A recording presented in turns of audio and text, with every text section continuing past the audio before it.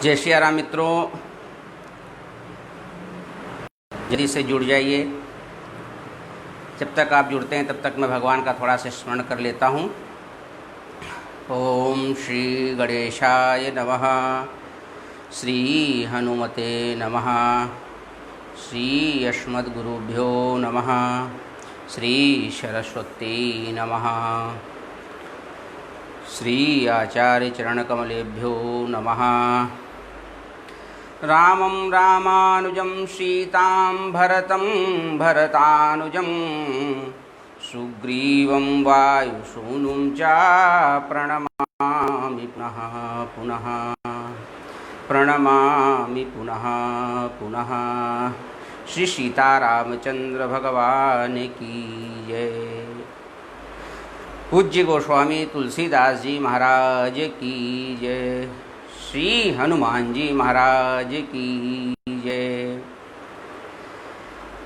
मानस व्याख्यान माला का आज तीसरा दिवस है और आज इस तीसरे दिवस की बेला में पंडित जितेंद्र शास्त्री मैं आप सभी का स्वागत करता हूं।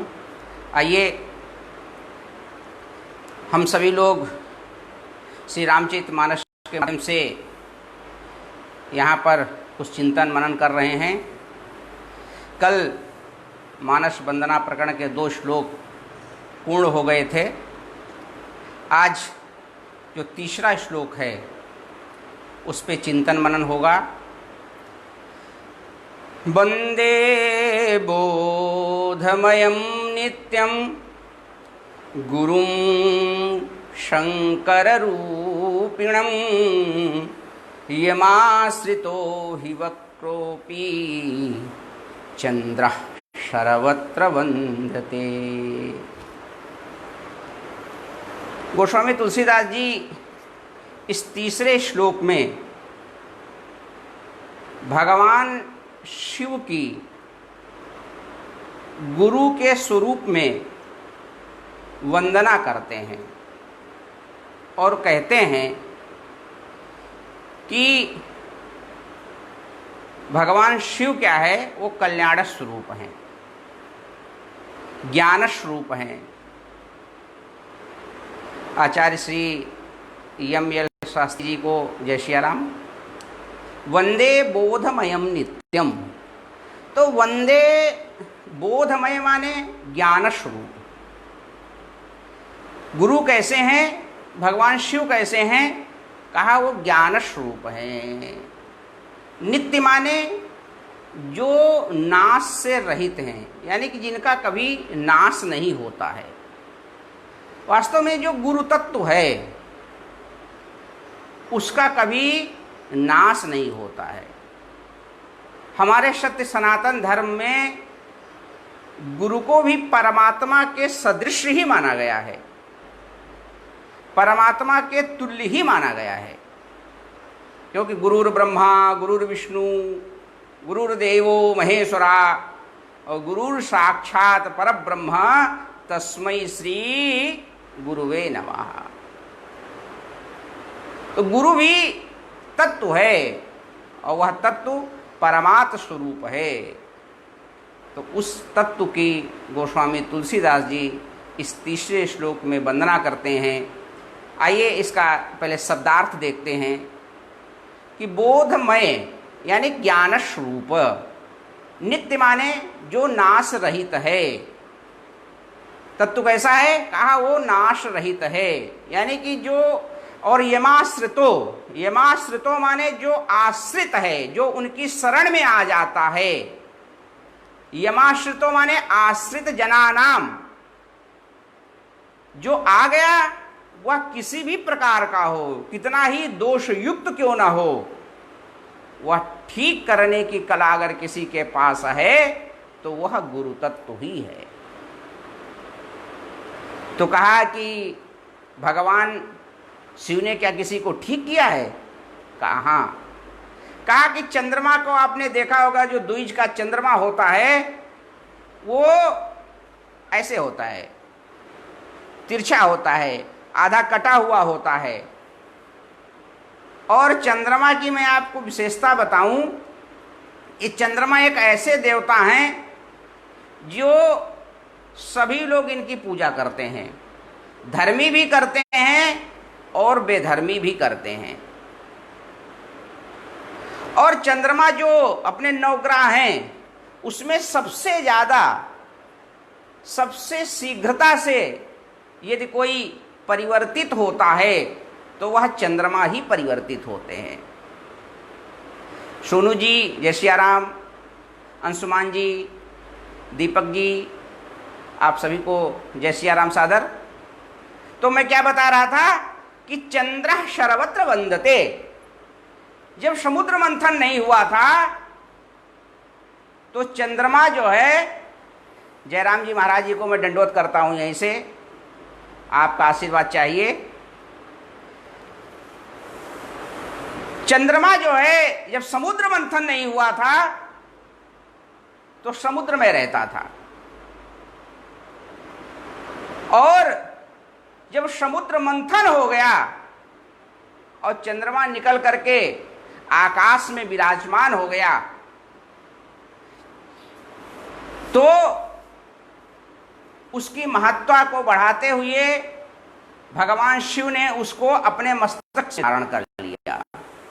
वो तिरछा है, विकार युक्त है। चंद्रमा सुंदर तो बहुत है, शीतलता प्रदान करता है, लेकिन उसमें कालिमा दिखाई पड़ती है और उस कालिमा को हम सभी लोग भी देख सकते हैं। यानी कि चंद्रमा कलंकित हो गया, और कलंकित हो गया जब कभी हम लोग पहुंचेंगे लंका कांड में तो चंद्रमा के कलंक की कथा के विषय में थोड़ी सी जानकारी आपको दूंगा। लेकिन आइए, अभी तो हम शुरुआत कर रहे हैं। तो चंद्रा सर्वत्र वंदते, यानी कि जिनके आश्रय मात्र से कलंकित चंद्रमा भी वंदित हो गया, ऐसे भगवान शिव की मैं बारंबार वंदना करता हूं। आचार्य श्री रघुनाथ दास जी को मैं प्रणाम करता हूं, श्री राम जी को जय सियाराम बोलता हूं, और अजय जी को जय सियाराम। आप सभी लोग जुड़ जाइए और वहीं से शुभकामना प्रदान करें। तो राम जी, मैं कह रहा था कि जिनके आश्रय से, यानी कि गुरु के आश्रय मात्र से, गुरु तत्व के स्नेह मात्र से कितना भी बिगड़ा हुआ हो, कैसा भी गया गुजरा हो, तो वह पूजनीय बन जाता है। ऐसी शास्त्र में मान्यता है और ऐसा देखने में भी मिलता है। तो भगवान शिव क्या हैं? तो वह ज्ञान स्वरूप हैं। शंकर का मतलब ही होता है कल्याण स्वरूप। शम कल्याणम करोति शंकरः, जो अपने आश्रित जनों का कल्याण कर दे वह शिव। और ऐसे चंद्रमा आ गए तो वो चंद्रमा जो है, चंचल चंद्रमा को भी जो है वंदनीय बना दिए। ऐसे भगवान शिव की गोस्वामी तुलसीदास जी ने वंदना की है। और कहा गुरु के रूप में कैसे चंद्रमा को, भगवान शिव को गोस्वामी तुलसीदास जी ने स्वीकार किया। तो ऐसे सुनने में मान्यता है कि जो गोस्वामी तुलसीदास जी के गुरु जी थे, स्वामी नरहरियानंद जी, उन्होंने भगवान की उपासना की, और भगवान की उपासना करने के बाद भगवान शिव उनसे प्रसन्न हुए। जब भगवान शिव नरहरियानंद जी से प्रसन्न हुए तो नरहरियानंद जी को श्री शंकर जी ने ये जो रामचरितमानस है इसकी कथा को श्रवण कराया। और वही कथा जो भगवान शिव ने नरहरियानंद जी को सुनाई थी, वही कथा गोस्वामी तुलसीदास जी को नरहरियानंद जी ने सुनाई। अतः भगवान शिव पूज्य गोस्वामी तुलसीदास जी के एक प्रकार के दादा गुरु हो गए जाकर के। इसलिए गोस्वामी तुलसीदास जी इस तृतीय श्लोक में वंदे बोधमयम नित्यम गुरुम शंकर रूपिणम, बोध माने ज्ञान, जो ज्ञान स्वरूप हैं, ऐसे भगवान शिव की मैं बारंबार वंदना करता हूँ।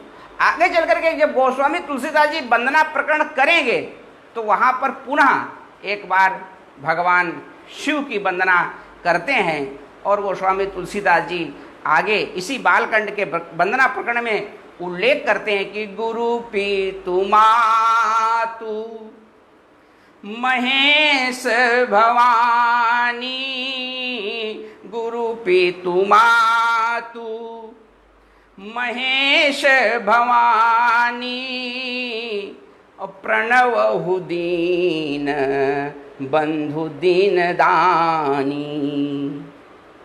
यानी कि भगवान शंकर की बारंबार वंदना करते हैं।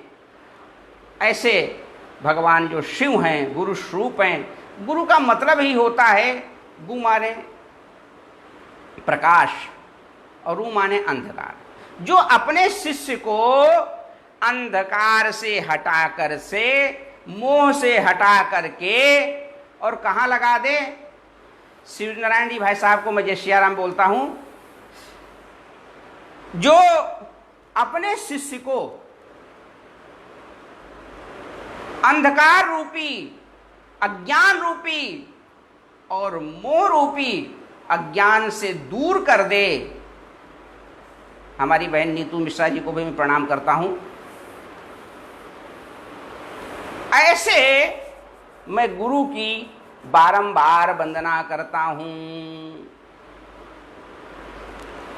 भगवान शिव की वंदना करके गोस्वामी तुलसीदास जी ने उनको गुरु के रूप में भी स्वीकार किया। अभी इससे पूर्व के श्लोक में भी भगवान शिव और पार्वती की सामूहिक वंदना की गई, लेकिन जो यहाँ पर वंदना गोस्वामी तुलसीदास जी ने की है तृतीय श्लोक में, ये केवल भगवान शिव ने अपने गुरु तत्व की वंदना की है। और गुरु तत्व जो है उसकी मान्यता कितनी है, कहा उसकी भी मान्यता परमात्मा के ही सदृश है। जैसे परमात्मा का कभी लोप नहीं होता है, परमात्मा किसी जैसे परमात्मा कभी नष्ट नहीं होता है, ऐसे ही जो गुरु तत्व है वह भी कभी नष्ट नहीं होता है। और अपने जीवन में गुरु का बहुत बड़ा महत्व है। गोस्वामी तुलसीदास जी मानस में ही लिखते हैं कि गुरु विधि भव निधि तरैन को, माने कि गुरु के बिना इस भवनिधि से पार नहीं जाया जा सकता है। और ये मैं जो ग्रंथ करने जा रहा हूँ यह बहुत ही दुरूह कार्य है। हे भगवान शिव, आप मेरे पर कृपा करो। जैसे आपने चंद्रमा को वंदित बना दिया है, ऐसी कृपा मेरे पर कर दो।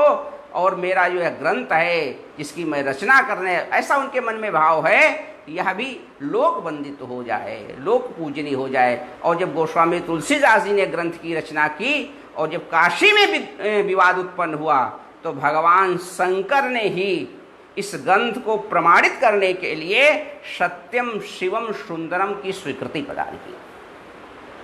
काशी के विद्वानों में बहस हो गई कि एक प्राकृतिक भाषा में ग्रंथ कैसे लिख दिया गया, क्योंकि उस समय विद्वान हुआ करते थे और विद्वानों में बड़ी खींचतान हुआ करती थी।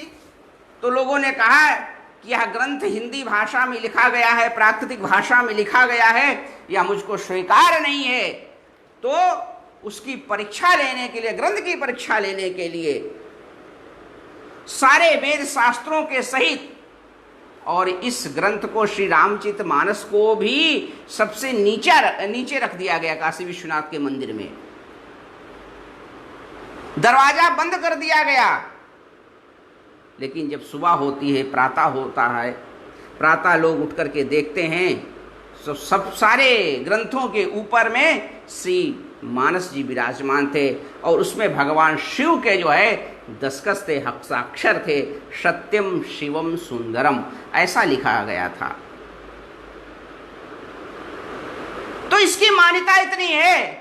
और क्यों ना हो, क्योंकि भगवान शंकर ने ही स्वयं इसको गोस्वामी तुलसीदास जी को प्रदान किया है। और गोस्वामी तुलसीदास जी उनको गुरु रूप में स्वीकार करते हैं और उनकी जो है इस प्रकार से वंदना करते हुए आगे बढ़ते हैं। इसके बाद में गोस्वामी तुलसीदास जी जो मानस का वंदना प्रकरण का जो चतुर्थ श्लोक है उसमें अपने आराध्य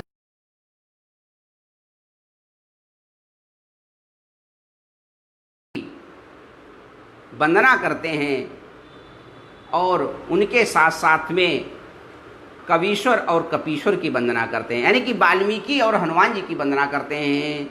क्या श्लोक कहता है कि सीताराम गुणग्राम्य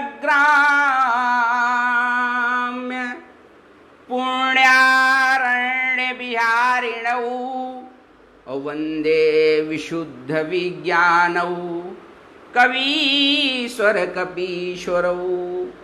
कवीश्वर और कपीश्वर, एक कौन है? कवीश्वर हैं और एक कौन है? का एक कपीश्वर हैं। कवीश्वर माने कवियों में जो श्रेष्ठ हैं, अर्थात वाल्मीकि जी महाराज की वंदना करते हैं। और फिर दूसरे कौन है? कहा एक कपियों में श्रेष्ठ हैं। कपि माने बानर, बानरों में श्रेष्ठ हैं तो कौन है? तो कहा श्री हनुमान जी महाराज हैं, उनकी भी मैं वंदना करता हूं।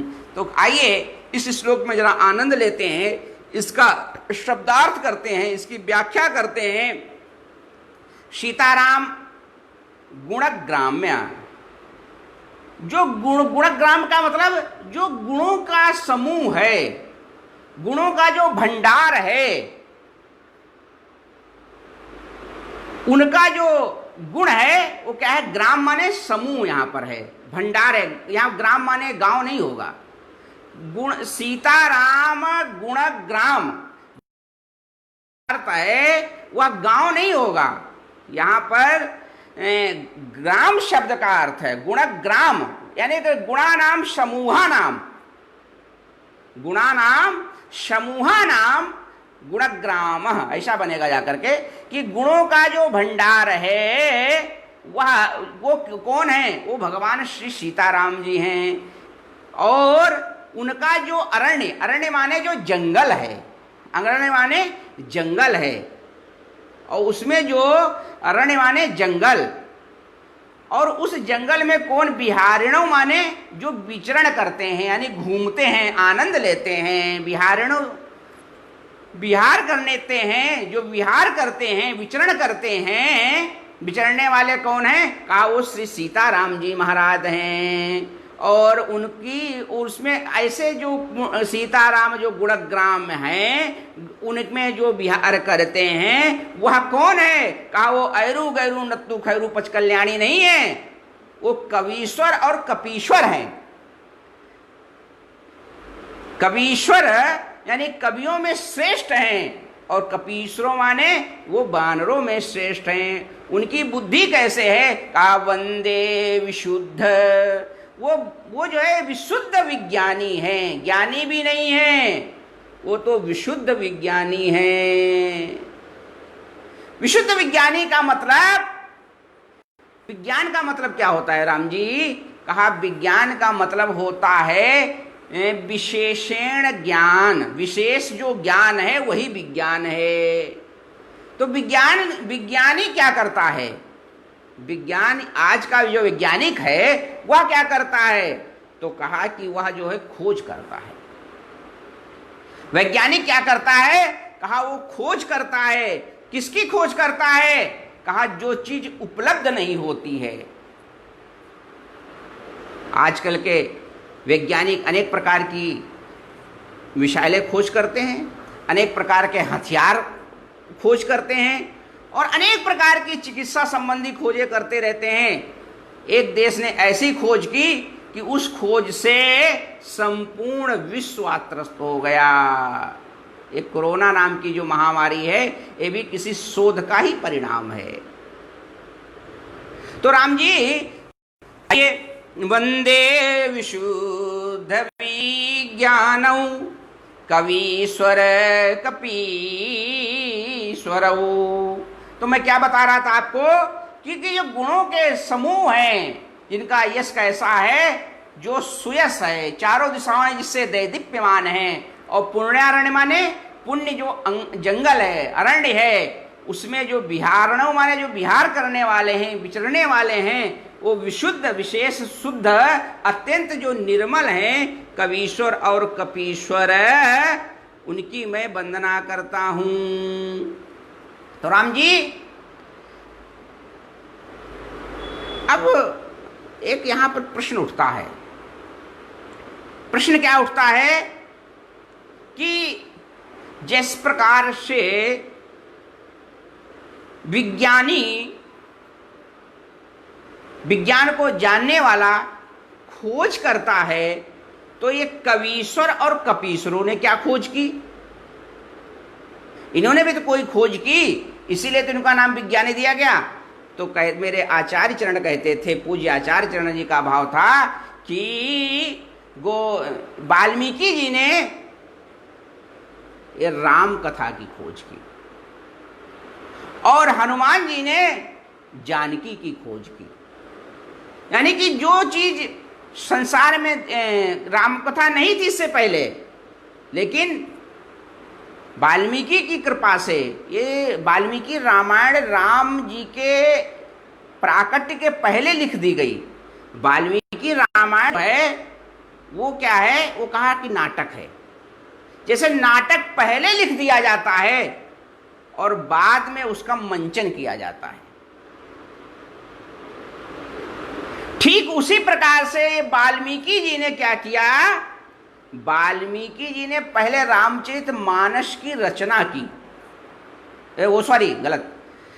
वाल्मीकि जी ने क्या किया कि सबसे पहले वाल्मीकि रामायण की रचना की, और उस रचना करने के बाद में राम जी का प्रादुर्भाव हुआ, और जो उन्होंने लिखा उसको उन्होंने उसका अनुशीलन किया। यानी कि जैसा जैसा उसमें उन्होंने लिखा था वैसा वैसा श्री राम जी को करना पड़ा।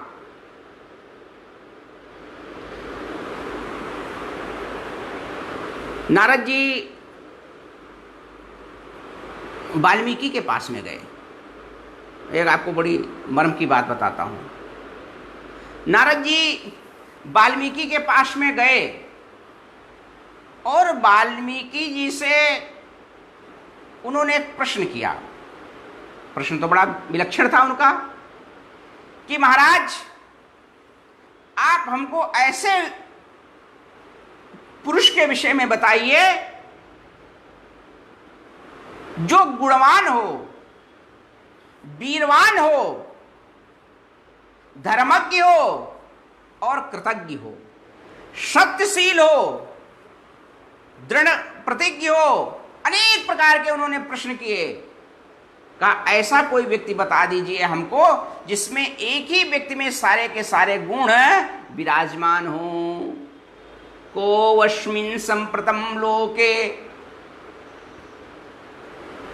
मूल रामायण का श्लोक है। को अस्मिन् संप्रतम लोके गुणवान च वीरवान धर्मज्ञश्च कृतज्ञश्च सत्यवाक्यो दृढ़व्रतः।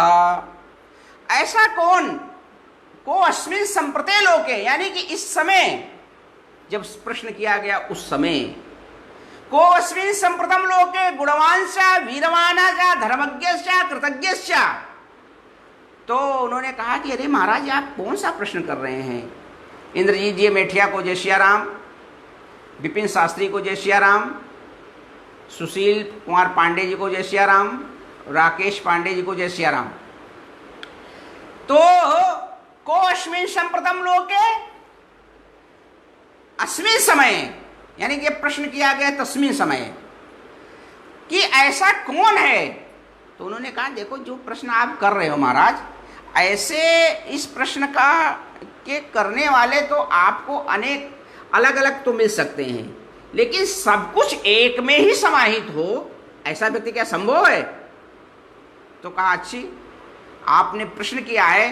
तो फिर उन्होंने ध्यान लगा करके कहा कि देखो अगर इस समय कोई इस पृथ्वी पर सक्षम है, इसमें सारे के सारे गुण विद्यमान हो, तो वह केवल इक्ष्वाक वंश में उत्पन्न हुए भगवान राम हैं। इक्ष्वाक वंश प्रभो रामो नाम जनश्रुतः नीतात्मा महावीर्यो द्रुतिमान धृतान्वशिः। उन्होंने कहा कि इक्ष्वाकु वंश में भगवान श्री राम हैं, जिनके अंदर ये सारे के सारे गुण विद्यमान हैं। अर्थात ये जो वाल्मीकि रामायण है, यह वाल्मीकि रामायण की रचना भगवान के जन्म के पहले ही हो गई, और ऐसे जो महर्षि कवीश्वर हैं यानी वाल्मीकि जी हैं, जो उन्होंने लिख दिया उसको भगवान ने अक्षरशः पालन किया। और वो कौन है? कहा वंदे विशुद्ध विज्ञानौ। ये पुण्य अरण्य में विहार करते हैं, यानी कि जो कवीश्वर हैं, और कपीश्वर माने श्री हनुमान जी महाराज हैं। आप इन दोनों के जीवन को देखिए, यानी वाल्मीकि जी का और हनुमान जी का। इन्होंने दोनों ने भगवान राम के सिवा अपने जीवन में किसी का यश गाया नहीं। अगर किसी का गाया तो भगवान राम का ही यश इन्होंने गायन किया।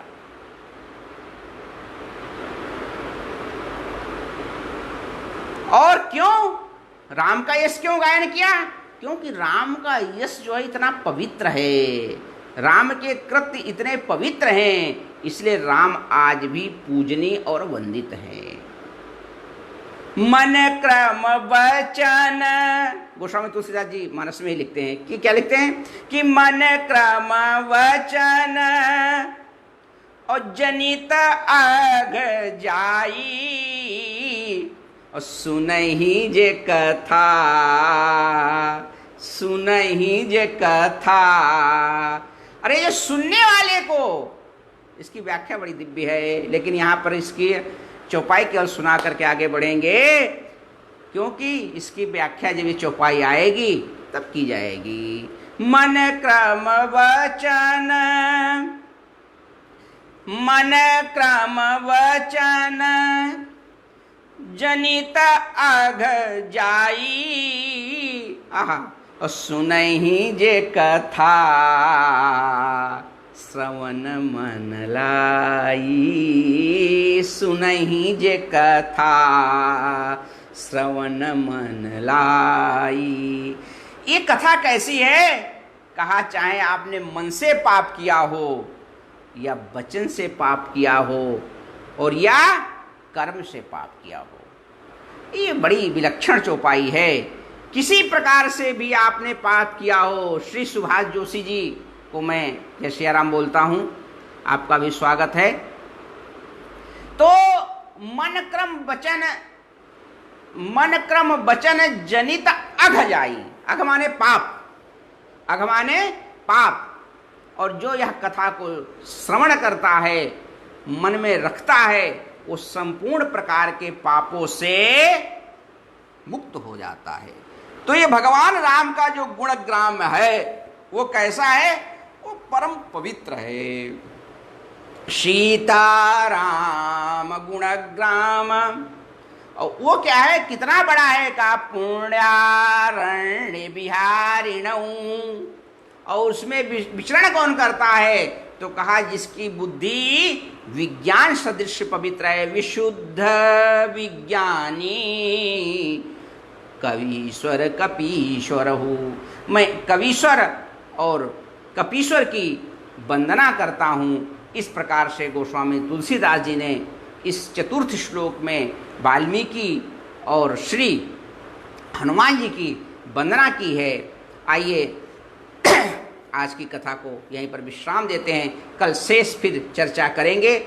और आपके लिए एक विशेष जानकारी कि अब YouTube पर भी या अपनी मानस व्याख्यान माला सीधे लाइव आप सुन सकते हैं। उसका जो लिंक है उसको कैसे सुन सकते हैं वह मैं फेसबुक के माध्यम से आप लोगों को सूचित कर दूंगा। उस लिंक पर क्लिक करेंगे तो इस कथा को आप लाइव भी फेसबुक पे सुन ही रहे हैं।